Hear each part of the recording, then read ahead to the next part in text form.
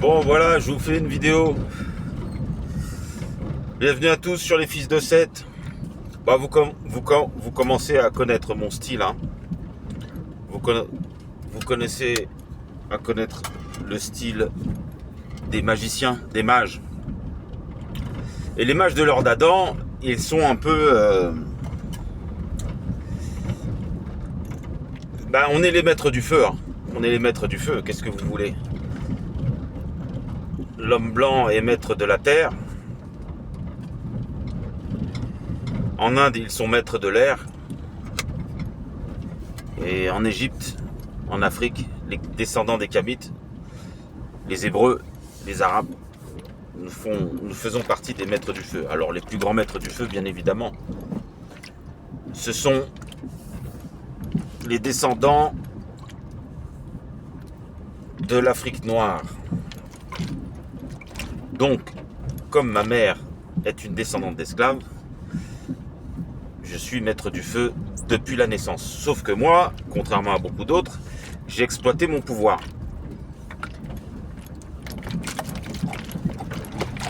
Ou en tout cas, il n'est pas corrompu. Il n'a pas été corrompu. Donc ce qui m'amène à vous parler, pendant que je roule, bien évidemment, donc je garde un œil sur la route. Alors je précise ça parce que l'homme blanc en France cherche de plus en plus à... Alors vous allez voir de la fumée, hein, c'est un hommage au dieu égyptien Amon. Et donc je vous disais qu'en France ils cherchent de plus en plus à me mettre en défaut. Et le problème c'est qu'ils sont prévisibles, c'est gros comme une maison. Alors c'est gros comme une maison déjà premièrement parce qu'ils ont dans leurs mains toutes les institutions. Donc une fois que vous avez compris ça, dès que vous voyez une institution, si vous approchez de vous, vous pouvez être assuré, alors que vous êtes un pur inconnu. Voilà, moi je suis le pur, moi je suis un inconnu. Hein. Moi je n'ai pas de notoriété. Hein. Voilà, je suis un inconnu. Hein. Je suis un citoyen. Je fais des vidéos. Voilà, moi je suis un homme simple. Hein. Je sais pas si vous regardez mes vidéos. Je suis quelqu'un de très simple. Donc quand vous voyez de l'agitation démocratique, vous pouvez être assuré que dans le plus grand secret, certains ne vous voient pas comme un simple être humain. Mais ils sentent la présence d'un danger d'ordre spirituel qui peut à tout moment saper tout ce qu'ils ont organisé et mis en place. Donc je tenais à préciser que j'ai un œil sur la route et que cette vidéo, vous allez vous apercevoir, je ne vais pas trop souvent la regarder. Donc, je vous disais qu'on va parler, je vais communiquer avec vous aujourd'hui, je vais vous partager des informations sur l'or d'Adam et plus spécifiquement sur la branche hébreu. La branche hébreu. Donc, aujourd'hui, en ce temps de la fin, l'illusion est attachée au cœur des humains. Nous sommes à peu près entre 7 et 8 milliards d'êtres humains sur la Terre et vous pouvez être assuré qu'environ 7 à 8 milliards sont dans la totalité des illusions, sont totalement pris par l'illusion. Leur âme est complètement cadenassée par les illusions. Illusions provenant du monde démoniaque, et donc ces caractéristiques du monde démoniaque étaient prévisibles. Et vous vous en doutez bien que nous l'avions envisagé depuis Adam et Ève. Et donc,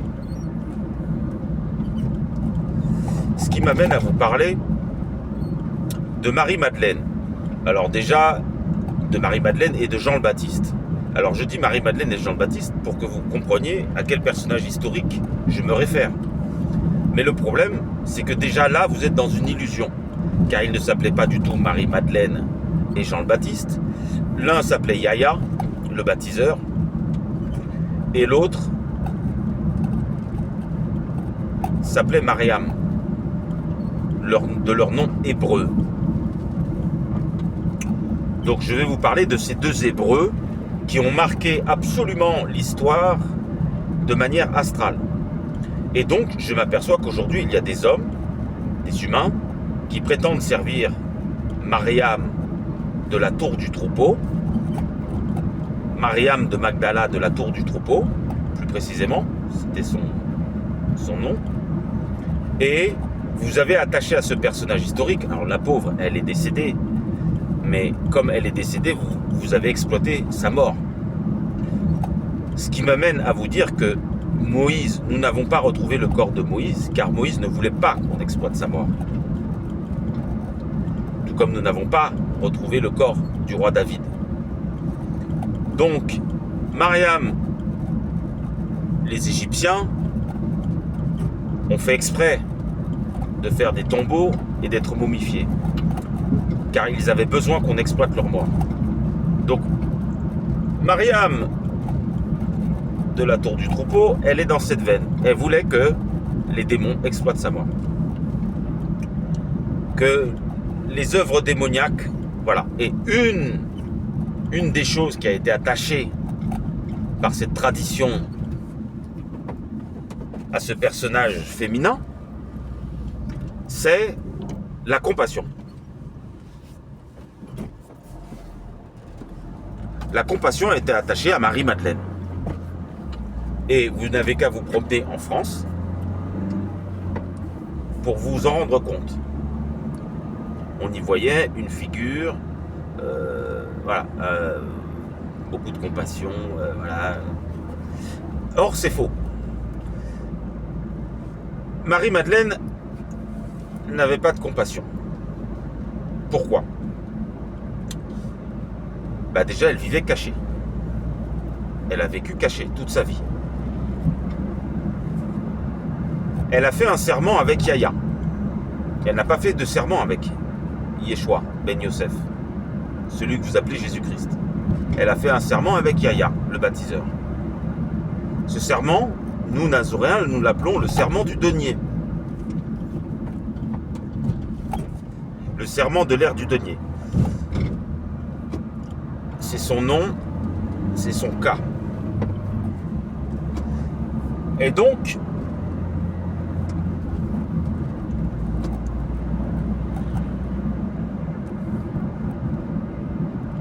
elle a suivi les travaux de l'or d'Adam. Elle a suivi les travaux d'Adam. Et les travaux d'Adam, il n'y a pas de compassion en son sein. Elle est partie vers l'ouest et Yahya est parti vers l'est, conformément à la demande d'Adam.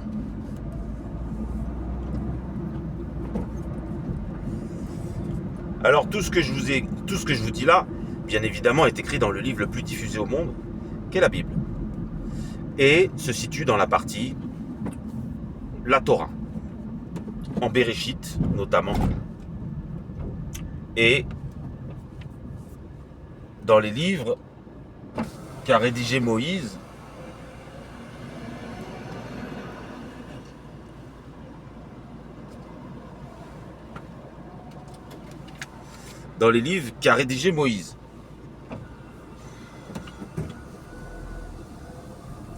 Exode, Lévitique, Nombre, voilà, en français, ça, voilà, Béréchit, c'est Genèse. Et donc, dans ces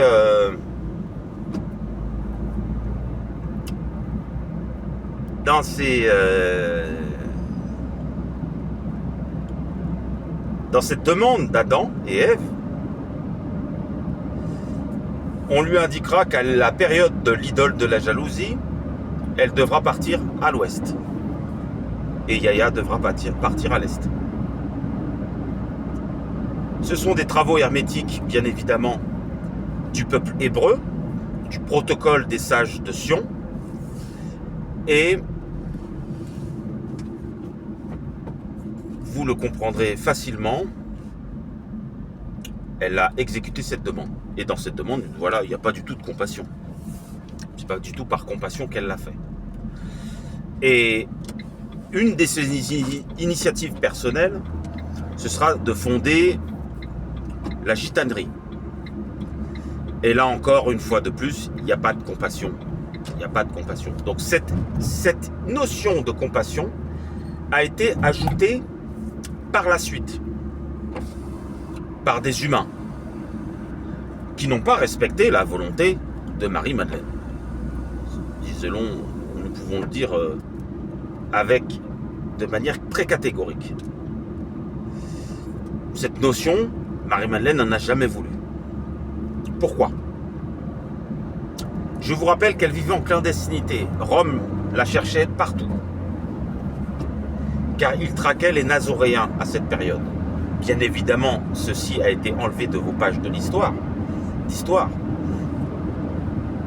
Et dès qu'il y a eu des vestiges qui allaient dans ce sens, ils ont été transformés par l'université et l'organisation maçonnique. Voilà, parce que ce sont les maçons qui gèrent cette partie de la culture humaine. Toute information qui contredit leur narratif, alors quand ils ont le choix, ils la font disparaître. Et quand ils n'ont pas le choix, ils la transforment, ils l'alambiquent et ils racontent des conneries. Donc, il n'y a pas de compassion. Marie-Madeleine n'est pas un personnage de compassion. Et cette notion, elle n'en avait pas. Elle ne pouvait pas en avoir durant sa vie, car elle se déplaçait. Alors, elle se déplaçait dans toute la Gaule. Elle ne pouvait pas avoir d'endroit où rester. Elle était traquée. Elle était une menace pour l'Empire romain, car les Romains avaient compris comment ils avaient déstabilisé leur empire avec le personnage de Yeshua ben Joseph. Bien évidemment, ceci n'était pas public. Et il arrivera qu'il n'avait pas d'autre solution que de s'emparer du christianisme pour le transformer, l'alambiquer. De toute façon, les fils des ténèbres, vous faites à chaque fois la même chose. Ne supportant pas la vérité, vous le transformez, vous l'alambiquez. Et voilà. Donc c'est comme ça qu'une industrie de mensonges existe aujourd'hui. Existe jusqu'à aujourd'hui et qui fait que 8 milliards d'êtres humains sont dans des illusions. Alors il n'y a pas que ça, hein. Ça serait trop facile. Il y a aussi le monde démoniaque. Et le monde démoniaque, bien évidemment, ce monde invisible, dominé par Bélial, nous avons été avertis aussi par Adam et Ève. Donc aujourd'hui, nous sommes dans cette situation. Et donc, je tiens à dire par là que, nazoréen de la dernière heure, je sais pertinemment qui a intérêt à ce que cette idée soit attachée au personnage de Marie-Madeleine. Et là, je m'adresse à toi, Azazel, et aux 32 immortels. Alors, 32 immortels, j'ai un petit doute. Je pense que certains d'entre vous sont morts. Donc, vous n'êtes peut-être plus 32. Mais en tout cas, il reste un noyau et vous avez tous la même mission. Et vous n'en dérogerez pas. Je l'ai très bien compris. Et vous avez compris que moi aussi, j'en dérogerai pas. J'ai été averti secrètement par les prêtres de l'Égypte de votre présence en ce temps de la fin. J'ai été averti de votre présence par Melchisédek. Vous faites certainement passer pour des gens, des extraterrestres, des gens qui venaient pas de la Terre.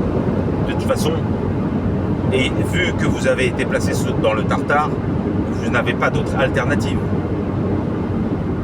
Les êtres humains ne voient pas votre présence. J'ai envie de dire, j'ai quitté les routes. J'ai envie de dire que c'était votre seule alternative, puisque vous avez été placé dans le Tartare, et que vous ne devez surtout pas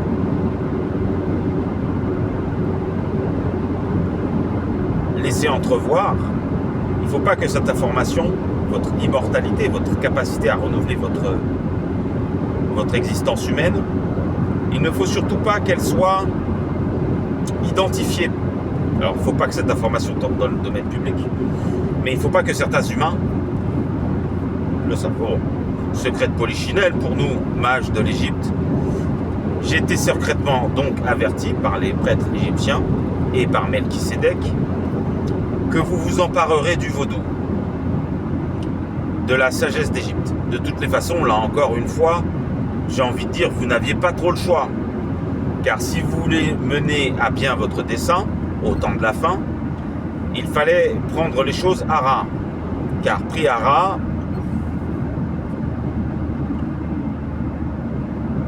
ça rapille pas. Sauf que moi aussi, je prends à ras. Et pris à ras, ben ça rapille pas non plus. Donc,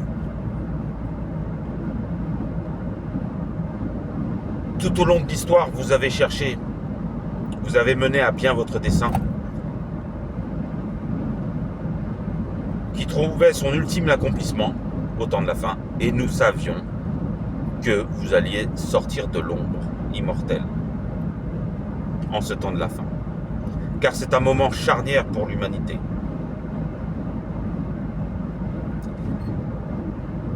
Et vous le savez très bien, puisque c'est vous qui avez fait le plateau de Gizeh.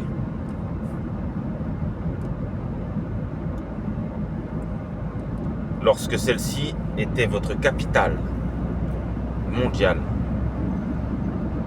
et que 290 000 géants foulaient, vos enfants foulaient le sol. Oui, les immortels sont, et là je m'adresse au public, sont les pères de l'Atlantide.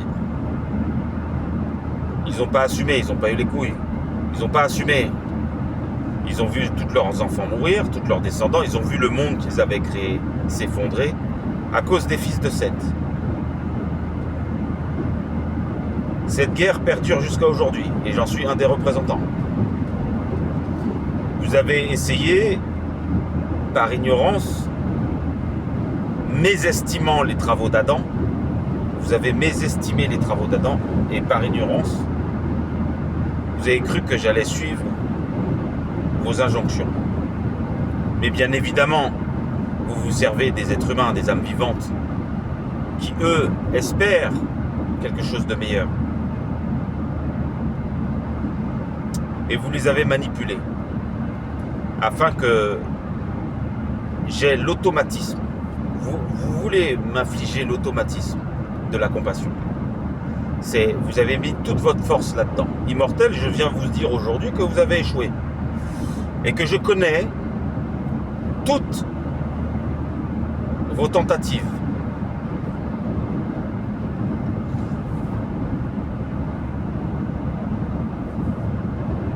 Tout ce que vous avez fait pendant l'histoire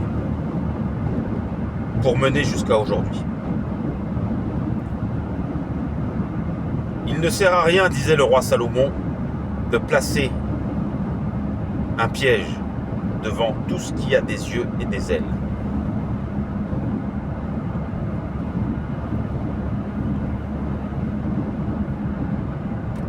Je vais vous traquer. Je vais vous traquer. Je vais vous traquer. L'un après l'autre. Je vais vous traquer. Vous avez fait en sorte que je n'ai aucun moyen matériel. Alors que les Juifs, les Hébreux, jusqu'aux Esséniens, jusqu'aux Nazoréens, ils avaient tout fait, le roi Salomon, ils ont tout fait pour que j'ai des moyens colossaux en ce temps de la fin. Ils ont tout fait pour que ils savaient que j'allais avoir besoin de moyens matériels pour atteindre les objectifs des fils de la lumière. Vous avez tout fait, immortel, pour que ces moyens n'arrivent pas à moi.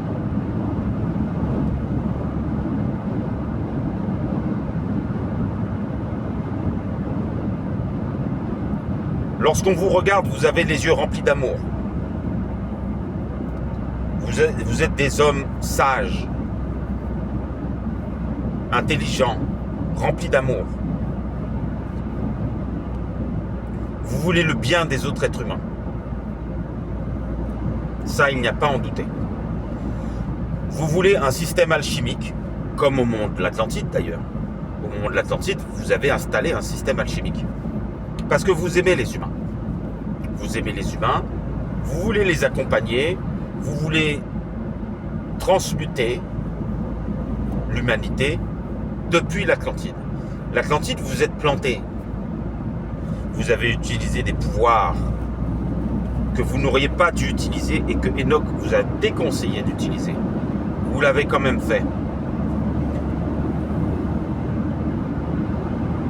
Vous avez éloigné de moi les moyens maternels. Je vais vous traquer. Je vais vous traquer. Les Babyloniens, c'est votre premier pion dans Sarapi. Ensuite, il y a eu l'Égypte. Mais votre premier pion, c'est Nimrod. Je vous l'ai dit, ça ne sert à rien de placer un piège devant ce qui a des yeux et des ailes. Votre premier pion a été Nimrod. Je ne suis pas bête. J'aurais fait comme vous. Si j'étais à votre place, j'aurais fait comme vous. Tout comme j'aurais écrit le livre de l'Apocalypse à l'époque de Rome. Vous étiez présent à ce moment-là, concile de Nicée, au moment de la fusion de du pouvoir romain avec le christianisme, vous étiez présent. Et vous avez sorti le livre de l'Apocalypse de votre chapeau magique. J'aurais fait comme vous si j'avais été à votre place. Parce que je suis un mage. Et si je désirais atteindre vos objectifs, j'aurais fait comme vous. Donc cette vidéo, je vais vous traquer. Vous allez laisser les êtres humains tranquilles qui sont ignorants et qui sont manipulés. Les militaires, tous ces gens-là, vous allez, le prieur de Sion, tous ces gens, tous les Templiers, là, vous allez les laisser tranquilles. Les vaudouisants, quant à vous, votre peine sera plus lourde. Parce que vous auriez dû comprendre, vaudouisants, que j'avais besoin de moyens matériels. Et c'est en partie à cause de vous qu'ils sont éloignés de moi aujourd'hui. Vous aussi, je vais vous traquer. Et je vais vous purifier. Voilà, cette vidéo va s'arrêter là.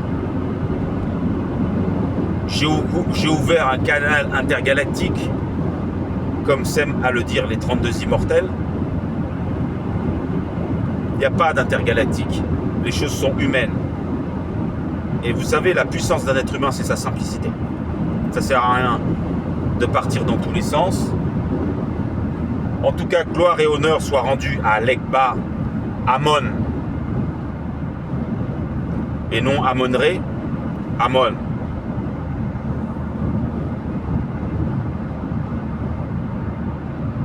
Nous savons tout.